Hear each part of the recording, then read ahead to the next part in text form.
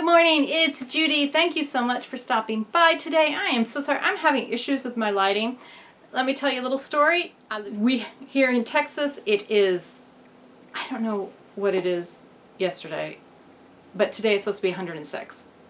It is, oh my goodness, can it get any hotter? And it's only July. So here in Texas, we have our blinds drawn, our curtains pulled, and they are the thermal curtains to keep the heat out and our air conditioner in. So my lighting here is a bit challenging today. I am so sorry. But otherwise, I'm going to melt. It's going to be a big old pot in the middle of the floor. So last week was truly horrendous for us, for me personally. If you've been following along, you know I got a brand new sewing machine. Well, it wasn't brand new. It was new to me. It was a used sewing machine. I bought it from a company called allbrands.com. I'm going to link them down below.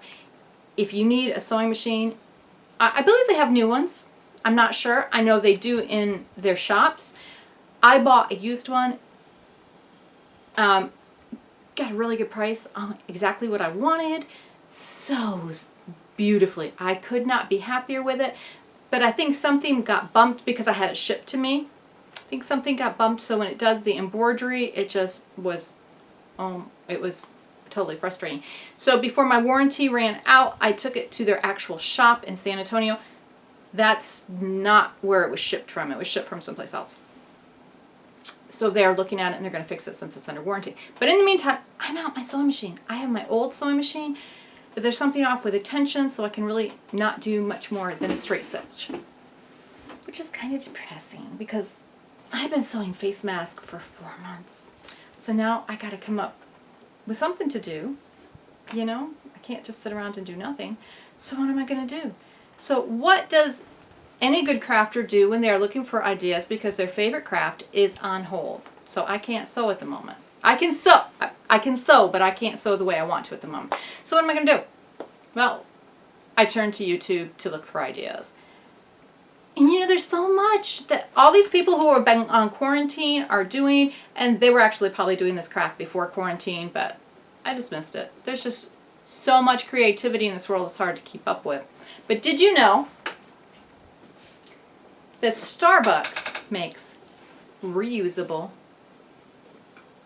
and these, yeah, you all know they have the tumblers, but they're all plastic and they're like 20 bucks. This is just plastic, reusable, and I want to say this one was $3. And then this is for the hot coffee, and this is $2. So pretty economical if you ask me. But if you go ahead and you could, you know, put decals on here with vinyl. They do epoxy on them with glitter. And they're absolutely gorgeous. And I'm like, ooh, I want to try that. But I don't have a cup turner, so I can't really do the epoxy. I could do the Cricut, but I can only get my hands on one of these. I actually got this at RPX, and this was actually their display. It was the only one I could find. These I had a little easier time finding, but I'm thinking to myself, you know, I live out in the middle of Podunkville, and we don't have a Starbucks. So these are going to be kind of hard for me. I can't just pop over to Target and grab a whole bunch. So, and then I found Auntie Tay's video on how, and she does have, you know, how to decorate the Starbucks. But she also has this really cool idea. Starbucks Koozie. So, there's Tinkerbell. Is that not cool? That just fits right over the reusable. I'm going to go ahead and link Auntie Tay's. If you are a member, I think she even has the template for this. Her membership, if you're a crafter and you have a Cricut, completely worth the membership. And let me tell you right now, I love this. I love this idea. So, yeah, when my daughter has that 8 o'clock orthodontist and I need a travel mug, yeah. By the way, she has her braces off. She just made the 8 o'clock appointment to get them off. And to see if Mom could really get up that early and get her to her appointment. 8 o'clock in the morning, a town over. Anyways, let's craft and make a koozie for our reusable Starbucks mugs, so we can just put them in all sorts of cool outfits. Yeah.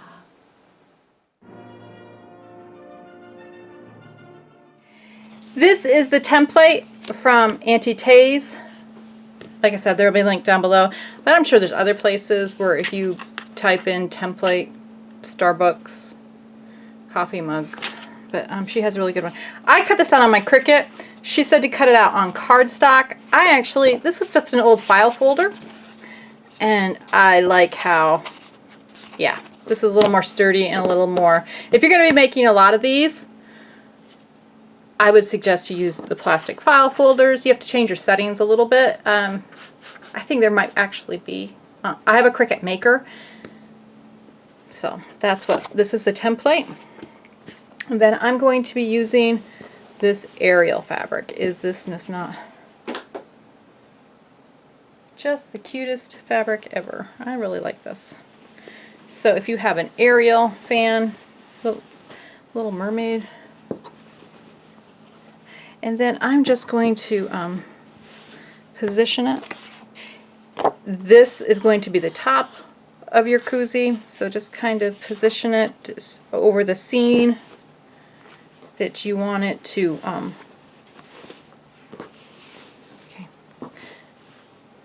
to have. That's down too far. One of the things in the world I hate is fussy cutting, and here I am. I have to fussy cut these when I make masks because I want the scene where I want the scene on the mask, so that's why. Yeah. Let's see if we do this one. Yeah, that'll end up right in the middle, right where I want it. Whoops. Excuse my farmhouse reach. Okay, so what I'm going to do is I'm going to trace out over it so that scene is right in the middle. You'll get bits and pieces of other, depending on what your fabric is. And I like the file folder too, because with a cardstock you can't see through it, but with this file folder I can see right through it. You can get these at the dollar store. FYI, this is where I got this one. I am going to use my friction pen. And making my bags, I found out a really cool thing. I don't want to use blue because the fabric's blue. My trusty purple. I found out a really cool thing about these pens that I did not know. Y'all probably know this, but I did not. So if I draw on this, I need it to be flat. Again, excuse my farmhouse reach. When I go to iron this, the pen marks just disappear with the heat. I'm like, oh, how cool is that? So all the lines that you use to, mark things off when you're sewing, if you use this, am I saying this wrong? Frixion. I don't know. They're for scrapbooking. I had them for scrapbooking. And then I went on Amazon and I Googled fabric marker. I Googled fabric marker. Disappearing fabric marker, and these came up, and I'm just like, really? That is so cool. So I immediately grabbed one of my pens and a piece of testing fabric, and sure enough. So you can see I'm not being real careful, because I know that will just disappear. How cool is that? Okay, then with my fabric scissors, I'm just going to cut that out. Now,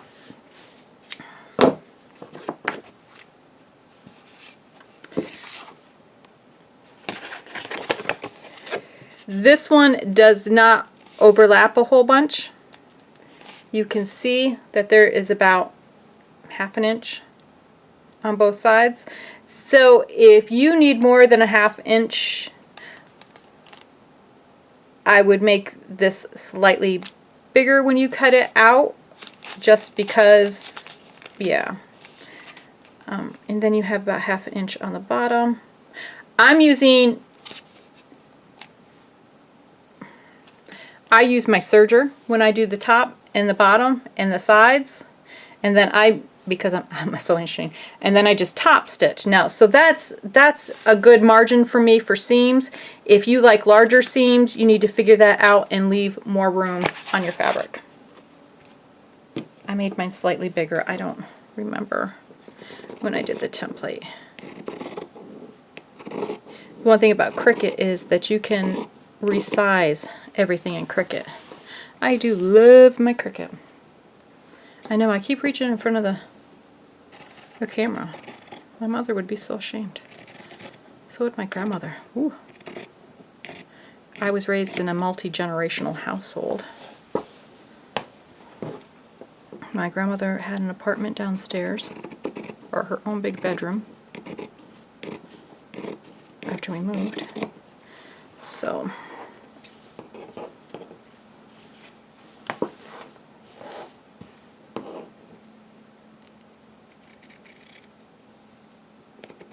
I know you're watching, so it's making me nervous to cut the fabric. Isn't that something? I have cut so much fabric these past 4 months. I have gone through so much fabric. I said I wasn't going to get into my Disney stash, but ultimately I did. Let's see, there it is. Is that not cute? And this will be at the center of our cup. Now, you need a piece of felt. Let me grab a piece of felt. Okay, here's my felt. Now, you can buy the crafting felt, but most crafting felt is just plastic, and if you go to iron it, it's going to melt. I'm just going to be honest with you. I think that one has this much. Now this one is probably, this is not wool felt, but it's a little bit thicker than, you know, okay, it's a little bit thicker. You need to be on camera, Judy. Just be leery of ironing your felt, especially if you don't know what it's made of, because we don't want a hot mess on the back of our iron. Trust me, been there, done that. And again, just center this in my camera. And again, I'm just going to use... Now this is going to be on the inside, so I really, really don't care about the marks. So like I said before, with the this pen, I'm just in awe that pen mark just disappeared. I'm just like, holy cow, why have I not known this? But yeah, but I know it now, so we're good. A lot of things I have learned crafting through this pandemic. I'll tell you. Learning how to cut plastic on my Cricut has been something I learned during this pandemic. Oh yeah. That's come in handy. Knocking things over. So now just cut this out. Out of the way. So now you have this piece. And this piece. And you can see I didn't do very well at cutting them out the same. But there they are. Now, there's a little bit, this is going to drive me nuts. So I'm going to go over and iron it just so I can see this. Can you see that little bit of line there from the pen? Let me see it better when I was over the felt. Oh, okay. I'm going to go over to the ironing board and iron that out. So right here is that line, if you can see that line. We're going to iron it. Trying to get this crease out. But you see, the line's completely gone. There's no longer a line there. I'm going to spritz this with water because this crease will just drive me absolutely out of my mind. Yep, I'm one of those.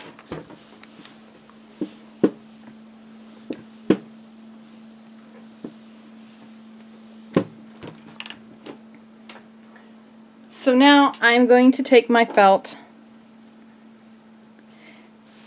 and I'm going to serge. Okay, so felt piece, Little Mermaid right side down, and I'm going to serge this line and this line. This is my serger. I'm sorry for the all the crap in the back. And we're just going to serge that top and that bottom. It makes a lot of noise, and I learned a long time ago never to have my drink on the table that I'm serging on because it will shake it right off. So hopefully the camera doesn't move around. Let me move it back just a little bit so it's a little bit more secure, and let's serge away.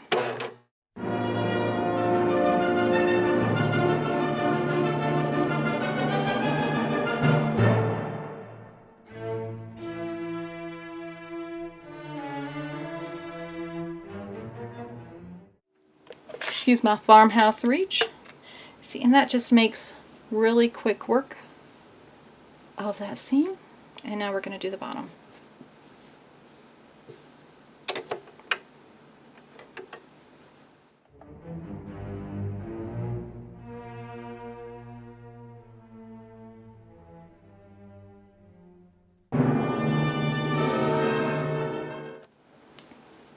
Now what I do for a serger seam is this. You can't backstitch on a serger. So what I do, let me see if I can get a good angle on this, is I have this huge needle. I don't know what this needle was for originally. It has a huge eye. And I kind of thread it through some of the stitches. And this is probably, I know somebody out there probably has an easier way of doing this. You see I caught a couple of the stitches. Last one there, I caught some of the felt. Let me just go back and I thread it through so it's just the eye of the needle that's coming. Now that eye is huge, and even with my poor eyesight, and I say that and now I can't do it, I just thread all of that right through there, and then I just pull it through, and it just comes right through, and then I'll clip it. Oops, make sure you don't pull it too tight so it doesn't, and then you can just clip it and your threads are secure. I know there's some funky dunky way of bringing your thread back through. I can never get the hang of that, so show it to you one more time because I'm just that kind of person. So I go through and I catch a couple of those threads.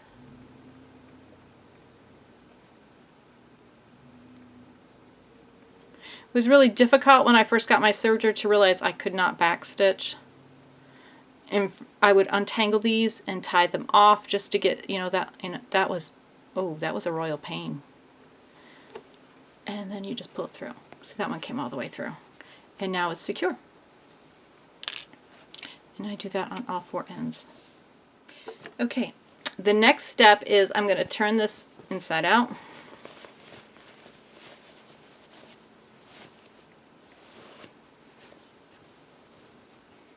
Since I did have that extra little bit of space, I'm going to make sure that I didn't, I want to make sure that it fits. And it's going to. Make sure that it fits going around. It's going to be a little bit of a tight squeeze, but I think that's fine because we want it nice and snug. So now what I'm going to do is I'm going to go over to my iron and on a really cool temperature, because like I said, if you have plastic felt, you do not want it to melt. And I'm going to iron these seams down. Okay, see, now it's all ironed down. One more check to make sure that I've got the right size. Okay, now what I'm going to do is I'm going to go and I'm going to top stitch along the top and the bottom. Now you need to make this look pretty because this is what's going to be seen on the outside of your cup. And we're going to hop like 3 feet that way and to the sewing machine. I'm going to top stitch this along here, and hopefully this take my machine will work. Let's see.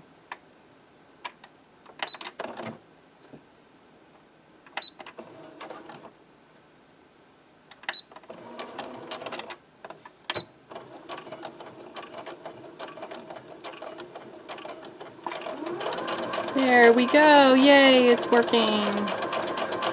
With this machine, it's kind of always hit or miss. but it is going again, so I am just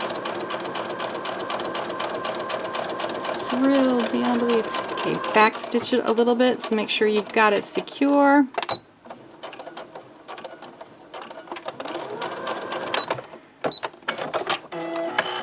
And, oops, sorry. And then cut the seams off. So there is the bottom, all top stitched, and now we're going to top stitch the top.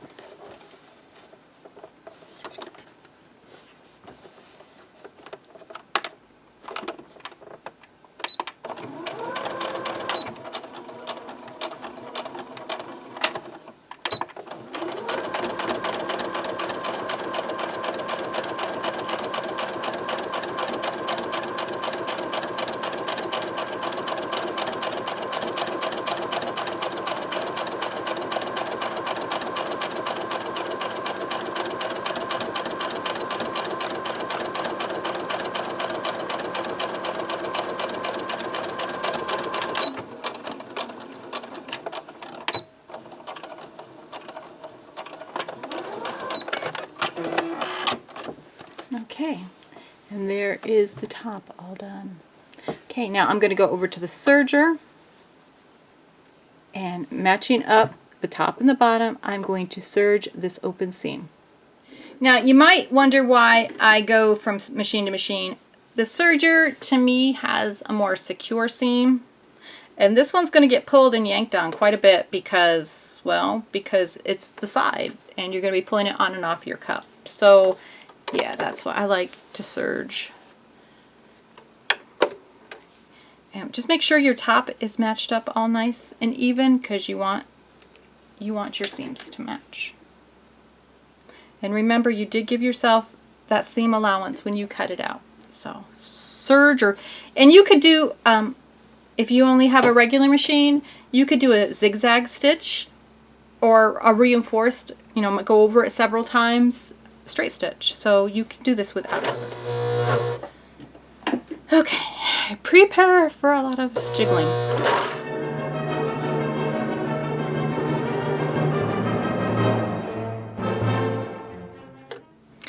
Now, before I do the little thing, I'm going to make sure that this actually fits my cup. I'm going to turn it right side too.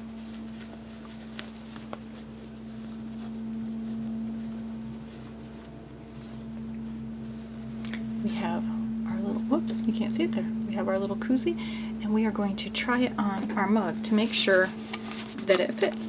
And it, whoops. Let's back the camera up just a little bit so you can see. Okay, I put it on. You just, and you are basically all done with your koozie. See, it's nice and snug on there, so it's not going to slip off, and you can still see the bottom, but it's nice and snug. Now I'm just going to do that trick that I told you to with the seams, or I showed you. I didn't tell you, did I? Well, I didn't mean to. I'm going to hook my threads inside my stitch line to secure it and trim them off, and then your koozie will be done. Okay, so with all my lighting glitches, I finished it. I really like that. Isn't Ariel cute? So I'm not feeling Ariel one day. I can do Tinkerbell.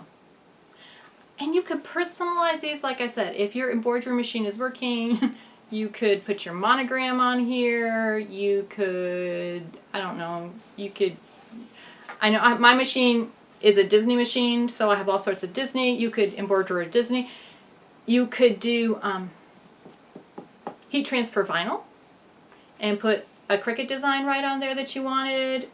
You could use like a plain white fabric if you wanted to, and then just personalize it with your name, with anything with a heat transfer vinyl. HTV. You know, I'm usually pretty good with acronyms, but lately, you know. Anyways. So if you liked this video, please give it a thumbs up. Consider hitting subscribe. I appreciate all my subscribers. I like to do Disney projects. And I obviously make Disney masks. So Disney's a way of life. And I'll be bringing you more Disney projects along the way. Now that we aren't so far overwhelmed by the pandemic, and I can do other things, especially in the next 2 weeks without a sewing machine. Who knows what I'll find to do. So until next time, put a little Disney magic in your life. Make some Disney. And you know what? If you have some Harry Potter fabric, if you have, I don't know, I have chickens, I have some really cute coffee material that would look super cool on a coffee mug. I might have to check that one out. So all you need is fabric, felt, a sewing machine. And where I serged, you can most definitely do a straight stitch. If your sewing machine is being nice to you, have at it. Until next time, have some coffee. Bye.